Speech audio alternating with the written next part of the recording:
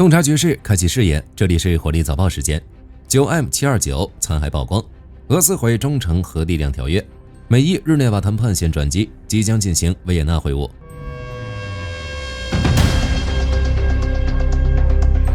据路透社报道，乌克兰执法部门在赫梅利尼茨基地区拍摄到印有 9M729 的标记的导弹残骸，序列号0274。9M729 是一款为伊斯坎德尔系统设计的地面发射巡航导弹，具备核打击能力。美国在2019年特朗普任内退出中程导弹条约，理由正是该导弹射程超过500公里限制。尽管俄方一直否认指控，但 CSIS 评估认为其实际射程可达1500至2500公里。乌克兰总检察院披露了详细使用数据。外长安德里希比哈称，俄方2022年曾2次发射该导弹，2025年8月至10月间发射次数激增至23次。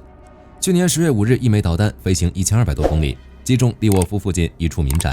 2026年2月17日，俄方再次发射至少4枚，残骸被发现的地点遍布乌克兰西部的日托米尔、利沃夫、赫梅利尼茨基和文尼察地区。有意此表示，俄方愿意冒着暴露敏感技术的风险，动用此类核能力武器，或许表明其先进巡航导弹库存已相对有限，不得不动用远程储备。另一边，美伊在日内瓦进行的第3轮谈判结束，伊朗经由斡旋方向美国提交了一份提案，回应了美国长期以来关于伊朗核计划和平性质的种种说辞。阿曼的外交大臣巴德尔表示，谈判取得显著进展。伊朗外长阿拉格齐称，这是迄今为止最严肃、持续时间最长的谈判，取得了良好进展，在某些领域已接近达成共识。双方同意技术团队将于3月2日转场奥地利维也纳，启动技术层面的磋商。不过就结果来看，分歧依旧明显。据《华尔街日报》援引美官员表态，美方针对本次谈判态度坚定，坚持要求伊朗必须拆除福尔多、纳坦兹和伊斯法罕的关键核设施，并将所有剩余浓缩铀移交美国。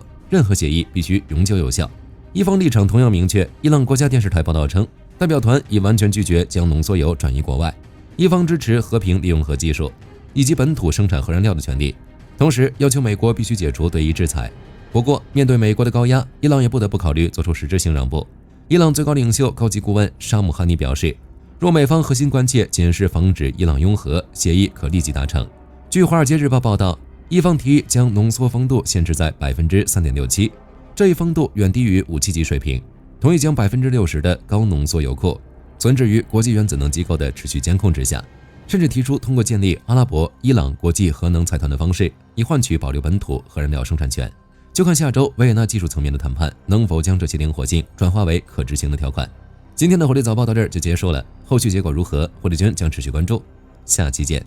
好的，各位观众朋友们，我们频道一直在聊真实的军事资讯和武器装备，后台也经常有朋友问，有没有值得推荐的入门级模型？今天就和大家分享一款近期接触到的产品。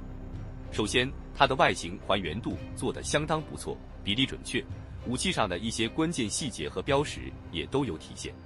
材质也说得过去，拿在手上有不错的分量感。其次，它具备一定的可动性，对于理解基础操作原理有一定帮助，让它不仅是个静态摆件。综合它的做工和可玩性来看，价格确实比较亲民。对于想入门模型收藏，或者单纯想在桌上贴一个摆件的朋友来说，是一个性价比很高的选择。商品链接已经给你们上了，感兴趣的朋友可以自行了解。